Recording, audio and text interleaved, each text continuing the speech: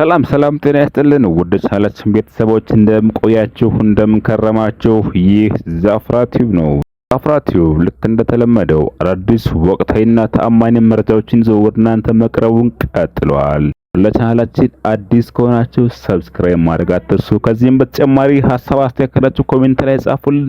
እንደዚሁም ላይክ ሼር አይረሳ። መልካም ቆይታ እስከ ቪዲዮ መጨረሻ ድረስ። አርቲስት ገነት ንጋቱ ወለደች አሉን። እኛ ደግሞ ከምኔው አሉን። አንቺ ቦርጭ አወጣሽ እንዴ? ሸር አረገሽ እያሉሽ ትናንት ተጋብቶ ዛሬ ልጅ አይከብድም? ይከብዳል። ታዲያ ምን አገባችሁ እንዳትሉ፣ ባያገባን ለምን ነገረች? ባያገባን ኖሮ ድሮ የኔና የባሌ እህሉ አክትሟል፣ በፍጹም እኔና እሱ ከዚህ በኋላ በትዳር አብረን ልሆን አንችልም እያለች ለምን ተፈኮረችን? እያንዳንዱን የቤቷን ገበና ለምን አሳየችን? በእድሜ ለዩቲዩብ ሁሉን ማሳየችን። እኛም መሻልን ተቀበልን። አይ በቃ እነዚህ ሰዎች እሯቸው አብቅቷል፣ አክትሟል፣ ሽምግልና አንልፋልን። እነሱ ለካ በጎን ሌላ ታሪክ ውስጥ ገብተዋል። ሌላ ታሪክ ውስጥ እኛ ሽምግልና ወዲያ ወዲህ ስንል ለካ እነሱ አብረው ነበሩ። ብዙ ነው ሚስጥሩ። እኛ ሽማግሌ እየመረጥን እባካችሁ እነዚህ ሰዎች ተለያይተው አይቅሩ አብረው ይሆኑ ስንል በእኛም አደባባይ አይ በጭራሽ። ዞሮ ዞሮ አሁን ዋናው ጉዳይ ልጁ የማን ነው?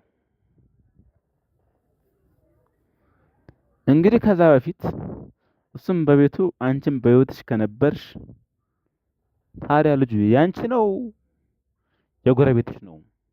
አይመለከታችሁም እንዳትይን። ካልተመለከተን መጀመሪያ አርፈሽ አትቀመጭ ነበር? ለምን ርዕሰ ጉዳይ መሆን ፈለግሽ? ያንቺ ችግር ነው የኔ ችግር አይደለም። መጀመሪያ ርዕሰ ጉዳይ መሆን ፈልጋችሁ ዛሬ ሲሚያ ተጥሩማት አይቻልም። መጀመሪያ በየቀኑ እንዲህ ነኝ እንዲያ ነኝ ስቲከርመሽ ዛሬ በፍጹም በእኔ ግል ህይወት ምን አገባችሁ የሚባል ነገር የለም። ባንቺ የግል ህይወት የማይመለከተን መጀመሪያ ባትናገሪ ነበር። ዞሮ አርቲስት ገነት ንጋቱን እንኳን ደስ አለሽ፣ እንኳን ማርያም ማረችሽ ማለት እንፈልጋለን። ልጁ ያንቺ ከሆነ ማለት ነው። ሀገር ላይ ብዙ ነገሮች እየገረሙኝ በእውነት የሚወራው ሌላ የሚሰራው ሌላ። አረ ታዲያ ማን እንመን? ወይ አትንገሩ፣ ዝም በሉን እንዴ! እኛ እኮ እናንተ ህይወት እኮ በማሰብ ጊዜያችን እኮ አለቀ። እኛ ሳናገባ ሳንወልድ እናንተን ትዳር የእናንተን ኑሮ በማቀናት እኮ የኛ ጊዜ አለፈ። እንደዛ ደግሞ ከሆነ እናንተ ለኛ አስቡልን። አይ በፍጹም ከዚህ በኋላ ስለኛ ህይወት አይመለከታችሁ የሚል ሰው ካለ ራሱን ከማህበራዊ ሚዲያ ያጥፋ። በቃ ብቅ አይበል። ዛሬ ሚስቱን ይዞ ብቅ ይልና ቻት ሚስት ይላል፣ ነገ ደግሞ ተፋታው እኮ ይላል። ታዲያ እኛን ምን አገባን እንዳንል ሚስቱን አሳየን። መጀመሪያ አክብሮን አይደል ሚስቱን ያሳየን። ሲፈታ ወይኔ ወንድሜን ተፋታ ማለት አለብን ማለት ነው። ለቅሶውን ሀዘኑን ብቻ አትንገሩን፣ ደስታውን ንገሩን። ገነት ንጋቱን ምን ችግር ስትወልጂ ወልጃለሁ አትይንም? ከንኮ ሁሉም ነገር ነበር የምትናገሪው። ዛሬ ምን ተገኘ ከኛ የደበቅሽን? ታይ ገነት ግድ የለሽም።